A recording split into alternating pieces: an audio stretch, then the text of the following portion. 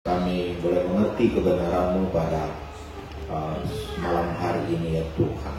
Engkau berkati kami semua. Terima kasih Tuhan. Pakai hamba-Mu yang bodoh hina untuk menyampaikan firman. Dalam nama Yesus kami berdoa. Amin. Kita duduk.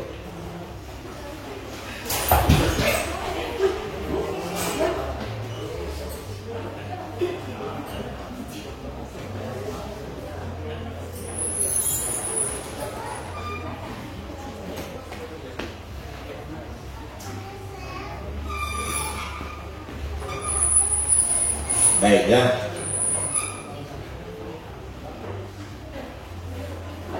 Mari kita lihat firman Tuhan di dalam Filipi pasal pertama ayat yang ke-29. Filipi pasal yang pertama ayat yang ke-29.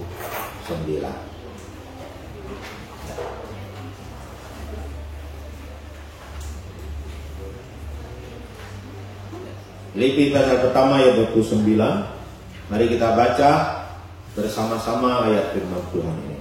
1, 2, 3. Sebab kepada kamu dikaruniakan bukan saja untuk percaya kepada Kristus, melainkan juga untuk menderita untuk Dia. Saudara-saudaraku dikasihi oleh Tuhan, hari ini kita belajar tentang rahasia penderitaan.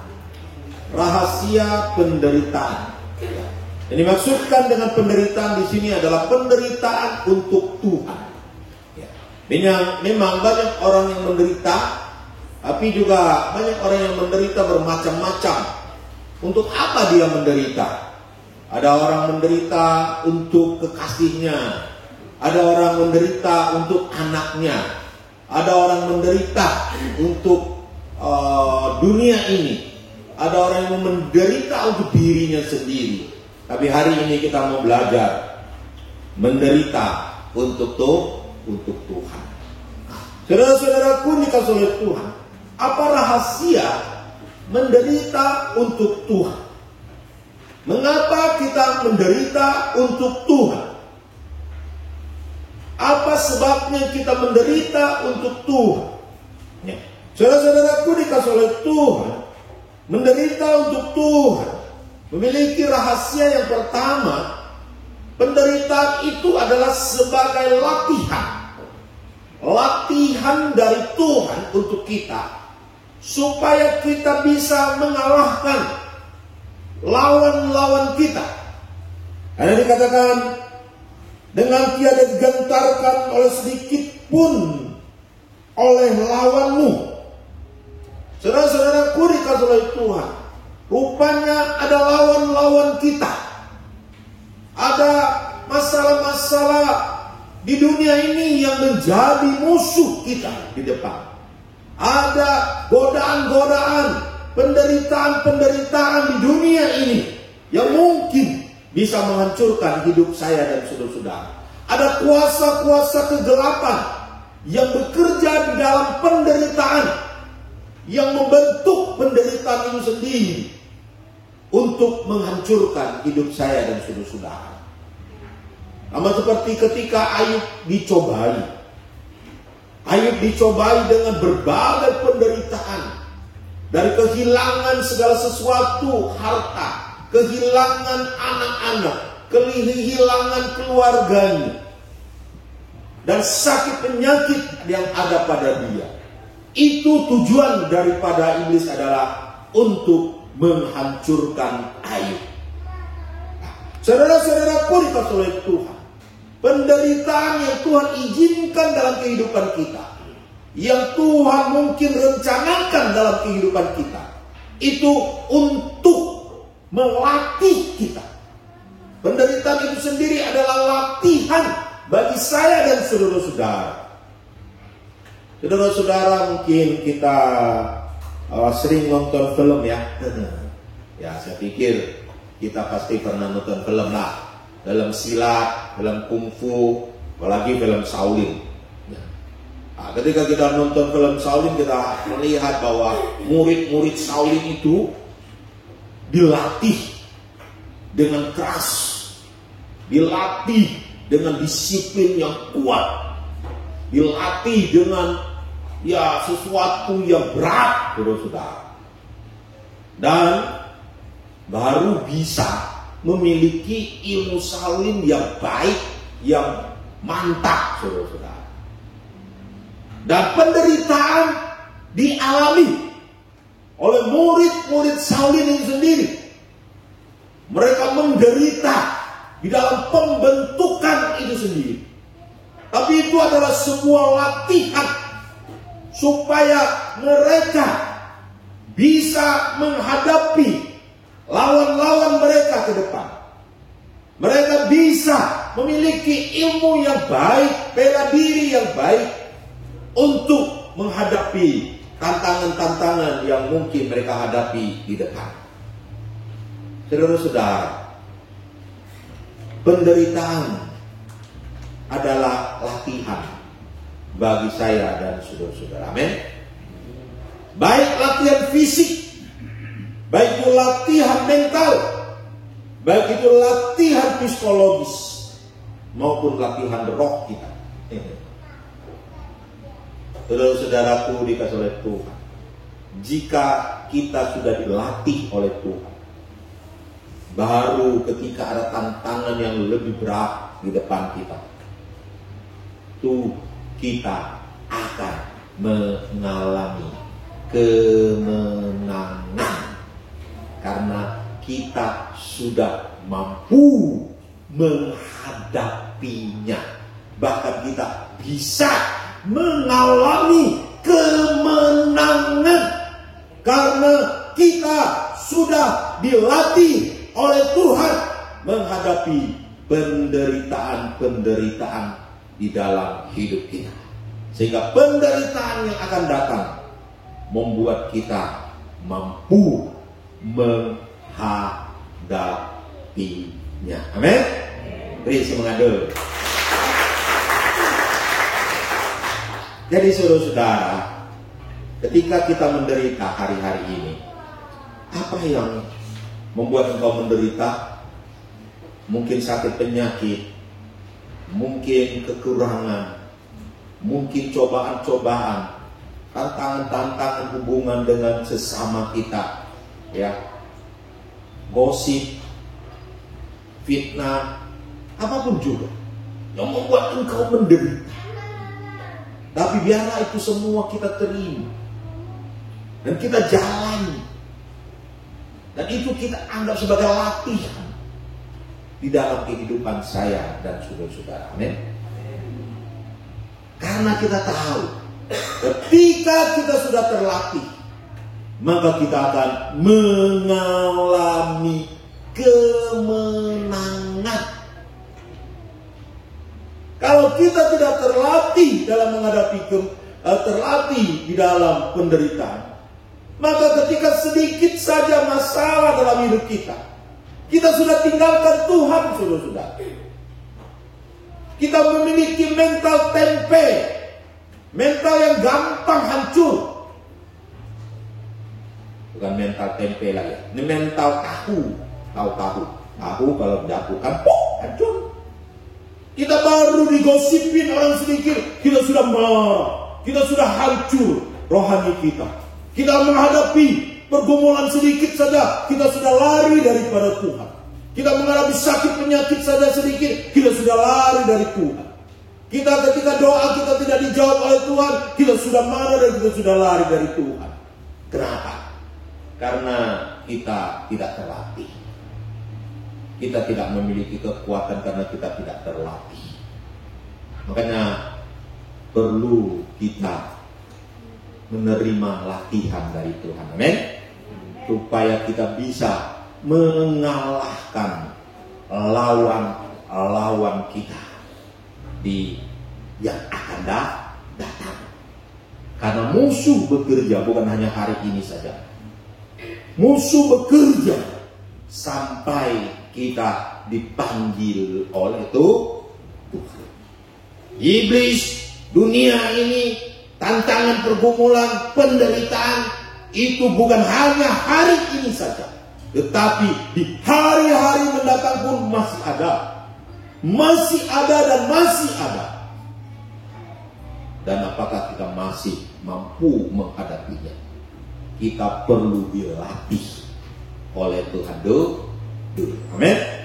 Nah, ingat Daud berkata, aku dilatih oleh Tuhan berperang. Sebelum dia menjadi seorang panglima, sebelum dia menjadi seorang raja, dia dilatih oleh Tuhan di padang gurun. Dia dilatih menjaga kambing dan domba. Dilatih oleh Tuhan berperang. Sehingga ketika dia menjadi tentara, dia memperoleh kemenangan. Amin. Ketika dia menjadi seorang komandan, ketika dia menjadi seorang panglima, dia menjadi seorang pemenang. Dan bahkan ketika dia menjadi seorang raja, dia menjadi seorang raja yang berhasil dalam kehidupannya. Karena dia sudah dilatih oleh Tuhan dari hal-hal yang kecil sekalipun dalam hidup dia. Dalam penderitaan demi penderitaan, dia sudah terlatih. Amin. Saya masih ingat, saya secara pribadi juga dilatih oleh Tuhan. Dari keluarga, saya dilatih oleh Tuhan. Lalu saya masuk sekolah teologi, saya juga dilatih oleh Tuhan, saudara. Saya sampai harus tidak memiliki uang 2 hari, saudara. Saya nggak bisa makan, saya hanya minum air saja. Saya dilatih oleh Tuhan. Dan ketika saya selesai sekolah teologi, saya diletakkan di tempat yang sulit juga. Ya, susah secara ekonomi, semua susah. Secara fisik, secara rohani, secara jasmani, semua susah. Tapi saya sudah terlatih di sekolah Alkitab maupun di dalam kehidupan keluarga, sehingga saya mampu menghadapi tantangan-tantangan itu. Amin. Dan ketika saya berada di gereja di tempat ini juga, banyak tantangan, banyak pergumulan yang dihadapi, air mata semua. Saya dilatih, dibentuk oleh Tuhan sampai pada hari ini. Amin. Tuhan melatih saya, tapi saya merasakan saya mampu menghadapinya karena saya sudah dilatih oleh Tuhan. Makanya kalau hal-hal yang kecil, biasa-biasa saja bagi saya, karena saya sudah terlatih. Soal ekonomi sudah biasa, saya sudah mengalaminya. Tidur di lantai sudah biasa, dicaci maki orang sudah terbiasa. Tapi jangan lalu sore-sore nanti caci maki saya ya. Iya, sudah biasa itu, sudah belakangan saya itu, sudah biasa. Dikhianati, ditipu itu sudah biasa. Jadi saya sudah bisa menerimanya karena dilatih oleh Tuhan. Sakit penyakit juga, saya sudah dilatih oleh Tuhan. Hal-hal yang kecil biasa saja sudah itu. Gitu. Bahkan ketika Simu sakit, saya pun dilatih oleh Tuhan lagi. Lebih berat lagi dan lebih berat lagi. Amin. Karena kita ini dilatih ini kan naik tingkat ini. Ya, dilatih oleh Tuhan. Ketika Simu mengalami leukemia, sakit kanker leukemia, latihan berat lagi datang sama saya. Saya dilatih oleh Tuhan secara fisik, secara rohani, semua dilatih oleh Tuhan. Tapi puji Tuhan, karena ada latihan dari dulu, akhirnya saya mampu menghadapi tantangan yang ada di depan. Amin. Dilatih oleh Tuhan. Saudara-saudaraku dikasih oleh Tuhan, orang yang kuat, orang yang mampu menghadapi lawan-lawannya, kalau dia sudah dilatih oleh Tuhan terlebih dahulu, maka penderitaan itu anggaplah sebagai latihan daripada Tuhan.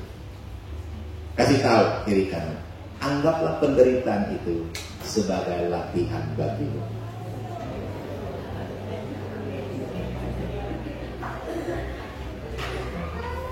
Amin. Raise semangat dulu. Jadi kita dilatih hari-hari ini, amin. Tidak usah pusing lagi dengan penderitaan, karena kita sedang dilatih oleh Tuhan. Bukan dihancurkan oleh Tuhan dengan penderitaan, tapi kita dilatih oleh Tuhan.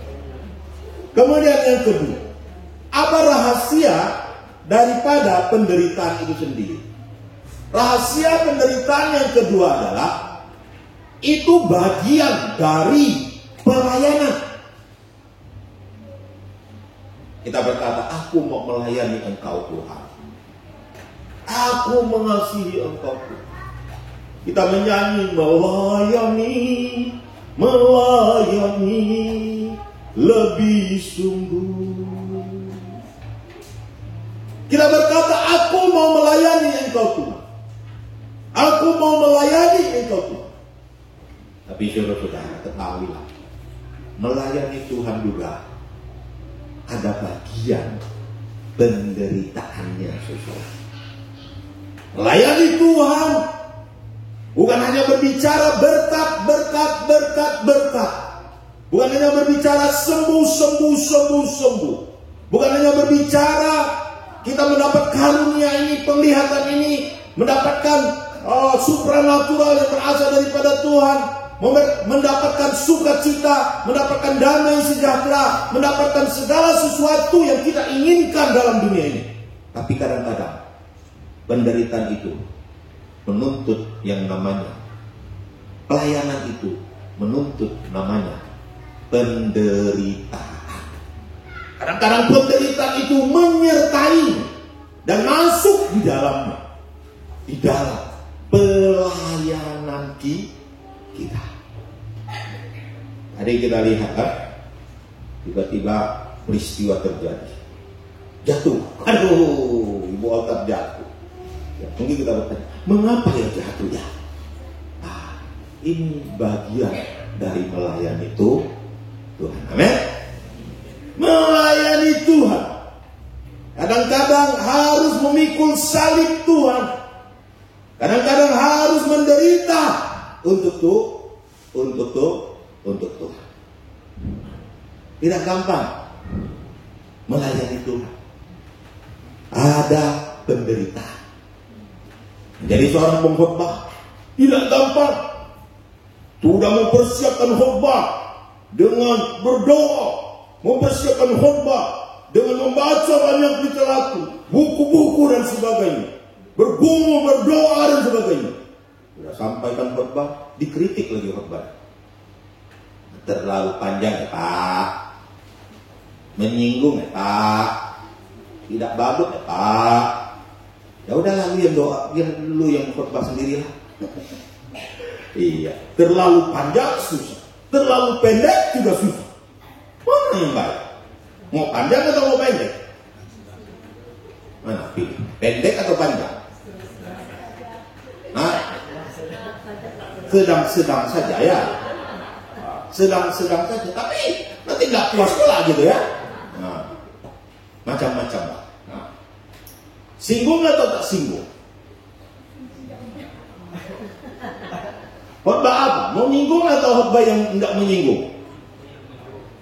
Nah. Bingung kan jawabnya tuh? Jadi hamba Tuhan itu tidak gampang. Dalam pelayanan itu tidak gampang. Udah persiapkan dengan baik, menjadi MC, masih dikritik lagi, suaranya kayak bebek. Doreminya nggak pas. Macam-macam saja. Melayani Tuhan tidak gampang, susah, banyak penderitaannya, banyak masalahnya. Makanya banyak orang yang tidak mau anaknya jadi pendeta. Saudara-saudara boleh survei, banyak hamba-hamba Tuhan yang tidak mau anaknya jadi pendeta, atau anaknya itu sendiri tidak mau jadi hamba Tuhan. Karena penderitaan. Betul tak? Saudara-saudara punya anak, mau jadi pendeta semua.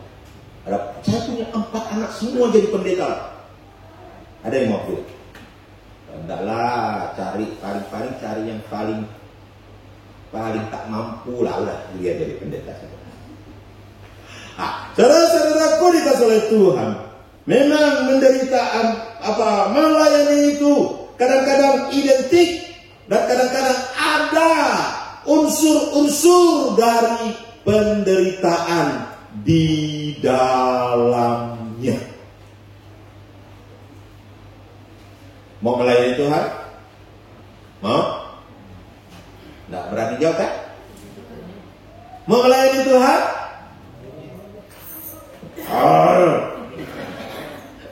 Mau melayani Tuhan? Amin. Mau menderita untuk Tuhan? Amin. Ngomong sih gampang ya. Ngomong sih gampang, tapi jalaninya baru sedikit masalah aja kita sudah aku mau pun sia dalah.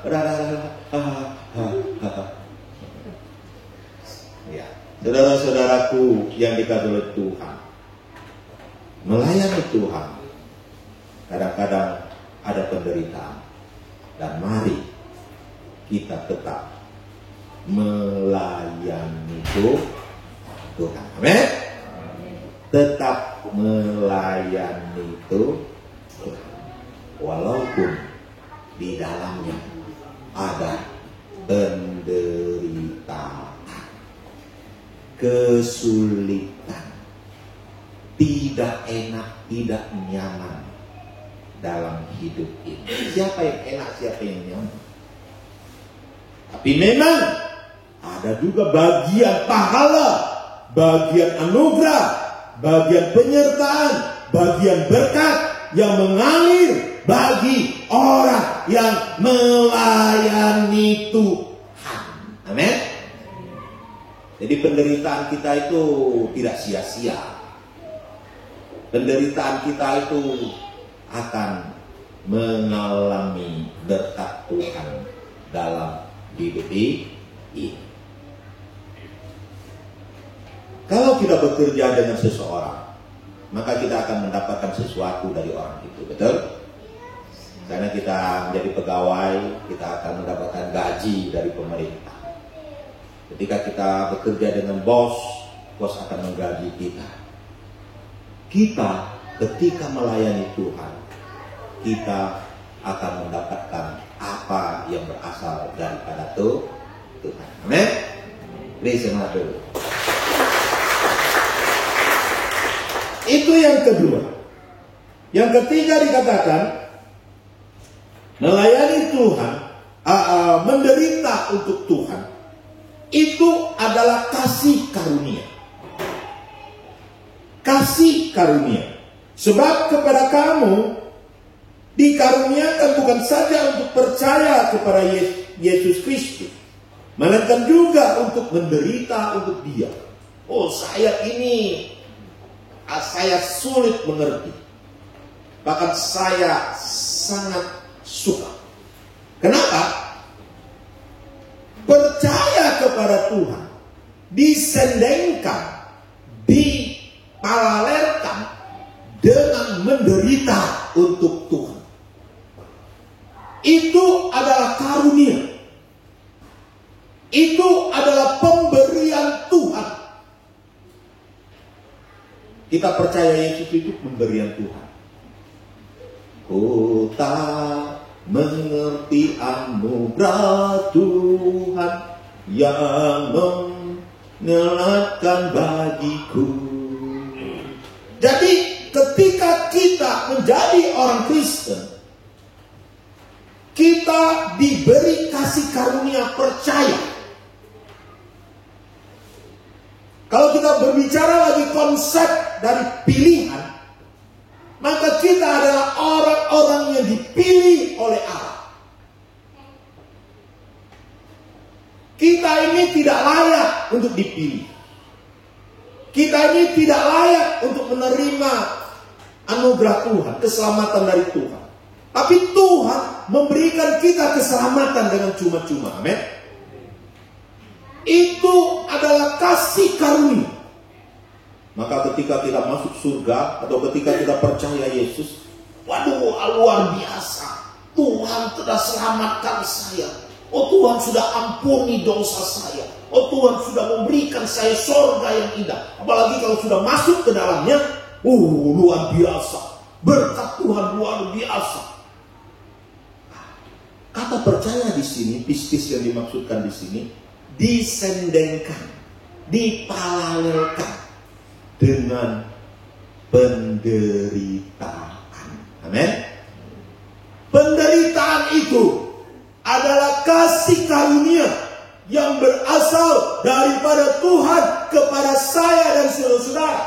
Amin. Amin. Makanya susah aminnya tuh. Waktu kita percaya Yesus, kita diberkati Tuhan, masuk surga, kita kata amin. Tapi kalau kita bisa menderita untuk Tuhan, mau menderita untuk Tuhan? Mau? Jawabnya susah. Mau masuk surga? Mau masuk surga? Puji Tuhan, ya kan? Kita bersyukur masuk surga. Berterima kasih kan? Terima kasih Tuhan, ya kan? Kita masuk surga, kita terima kasih.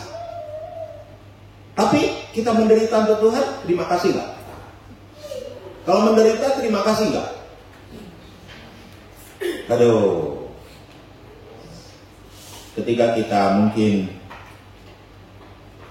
menjadi MC, menjadi singer, menjadi apa saja dalam pelayanan kita, apakah kita terima kasih? Himo, ada nggak yang terima kasih sama kamu? Ketika kamu jadwalin jemaat-jemaat, ada nggak yang satu pun datang? Abjasimo, kamu sudah jadwalin saya jadi MC. Terima kasih. Ada yang bersyukur ketika engkau melayani Tuhan. Engkau berterima kasih karena diberi kesempatan. Oh, mungkin kita berkata, karena kadang-kadang kita ini terbalik cara pikir kita.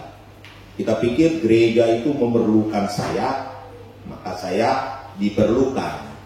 Kalau nggak ada saya, nggak bisa. Ya, kalau pelayanan itu tidak ada saya, jadi Tuhan nggak bisa buat apa-apa. Terbalik cara bicara kita, cara berpikir kita itu terbalik. Tuhan itu bisa pakai siapa saja, saudara-saudara. Amin. Bahkan Alkitab dia berkata, dari batu-batu saja dia bisa pakai untuk memuji dia dan mengagungkan dia. Kita terbalik cara berpikir kita. Kita pikir Tuhan sangat memerlukan kita. Kalau tidak ada saya, tidak bisa berjalan. Harusnya cara berpikir kita terbalik. Kita yang memerlukan berkat itu. Kita yang memerlukan. Kita diberi kesempatan. Tahu, kita diberi kesempatan untuk menderita untuk Tuhan. Amin. Sama seperti ketika menjadi pegawai negeri. Tidak semua orang bisa jadi pegawai negeri. Orang yang memiliki kesempatan sajalah yang bisa menjadi pegawai negeri. Sama, menderita untuk Tuhan juga. Itu adalah seizin Tuhan. Seizin Tuhan. Baru kita bisa menderita untuk Tuhan. Tuhan bisa saja bilang, kau mau menderita untuk saya? Oh, enggak usah, bukan kau. Pergi sana jauh-jauh, kau bukan kamu yang harus menderita untuk saya. Bisa saja. Tuhan bisa pakai siapapun juga untuk menderita untuk dia. Dan jika engkau menderita untuk Tuhan, bersyukurlah pada Tuhan. Amin. Waktu Timo di Kucing bersama dan saya bergumul, mengapa harus kami yang menderita? Mengapa penderitaan ini jatuh kepada kami? Mengapa harus istri saya yang seperti begini, bukan orang lain? Kenapa? Dan dalam pergumulan saya yang panjang, bertahun-tahun itu, akhirnya saya mendapatkan kesimpulan dari Tuhan bahwa engkau dilayakkan menderita untuk saya. Ini adalah kasih karunia bagi kau. Akhirnya yang tadinya tangisan penderitaan, yang tadinya penyesalan, diubah oleh Tuhan menjadi ucapan syukur kepada Tuhan. Terima kasih, engkau izinkan aku menderita untuk engkau. Tidak semua orang bisa seperti ini. Tuhan izinkan saya menderita untuk dia. Terima kasih Tuhan. Terima kasih Tuhan. Amin. Mari kita bangkit berdiri.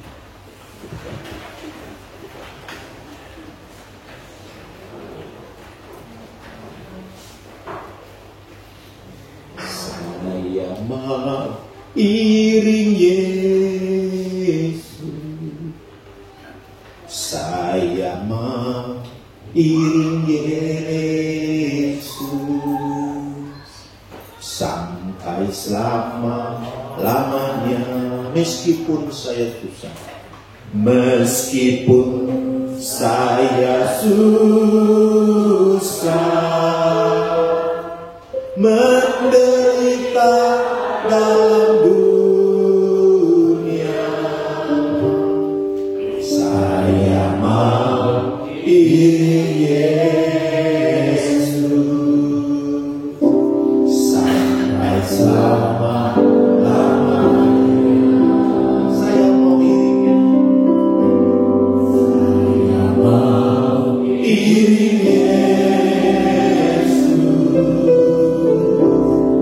Saya mau iring Yesus sampai selama-lamanya. Meskipun saya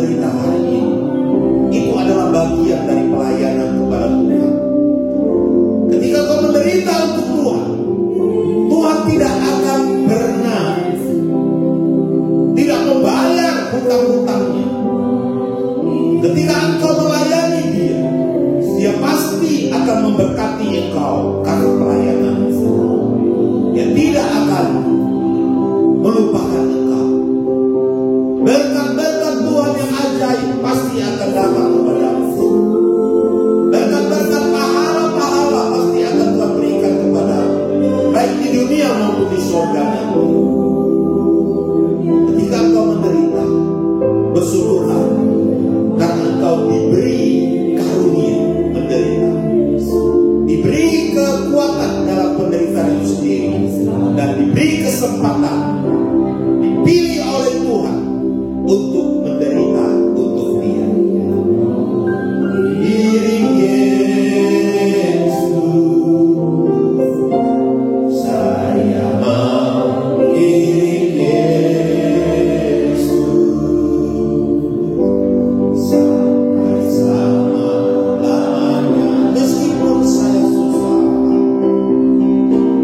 meskipun saya susah, menderita dalam dunia, saya mau iring Yesus sampai selama-lamanya, sampai selama-lamanya, sampai selama-lamanya. Nanti minta Ibu Api untuk duduk kita dalam doa. Terima kasih ya Tuhan untuk kesempatan kembali Kau berikan pada kami ya Bapa. Hingga saat ini Tuhan kami boleh Tuhan mendengarkan firman-Mu ya Bapa. Kiranya firman-Mu ini boleh benar-benar tertanam di dalam hati kami ya Bapa. Apapun persoalan kami Tuhan, apapun yang kami hadapi ya Tuhan, kami percaya Tuhan itu terjadi karena seizin Tuhan. Dan Tuhan izinkan untuk membuat kami lebih baik dan lebih baik lagi di hadapan Engkau ya Bapa. Terima kasih ya Tuhan untuk setiap apa yang Kau perbuat di dalam kehidupan kami ya Tuhan. Baik itu baik maupun buruk ya Bapa. Kami mau belajar untuk terus bersyukur di hadapan Engkau ya Bapa. Kami mau belajar untuk terus mengiring Engkau sepanjang hidup kami ya Bapa. Apapun kesusahan di depan Tuhan, kami percaya ya Bapa. Ketika kami berjalan bersama dengan Engkau ya Bapa, ada tangan-Mu yang menopang kami melewati semua itu ya Tuhan. Dan kami akan melihat bahwa kami akan memakai mahkota kehidupan yang Kau berikan bagi kami ya Bapa. Terima kasih ya Tuhan Yesus. Kami juga menyerahkan untuk Pendeta Stefanus Effendi yang sudah boleh menyampaikan firman bagi kami ya Bapa. Tuhan Engkau pakai beliau dengan luar biasa ya Bapa, sehingga beliau boleh menjadi Tuhan tangan perpanjangan Allah ya Bapa, di mana beliau berada Tuhan. Beliau boleh Tuhan mengabarkan Injil Tuhan, boleh menyelamatkan banyak jiwa yang belum percaya pada Engkau ya Bapa. Berkati juga untuk keluarganya ya Bapa, untuk Simu, untuk Aaron, juga untuk Agios ya Bapa. Kami serahkan semua dalam tangan-Mu ya Bapa. Kesehatan mereka Tuhan, untuk pendidikan Aaron dan Agios juga kami serahkan semua dalam tangan-Mu ya Bapa. Terima kasih ya Tuhan, kami terima firman-Mu Tuhan dengan ucapan syukur ya Bapa. Di dalam nama Tuhan Yesus Kristus kami berdoa dan mengucap syukur. Amin. Amin. Silakan duduk, Samso.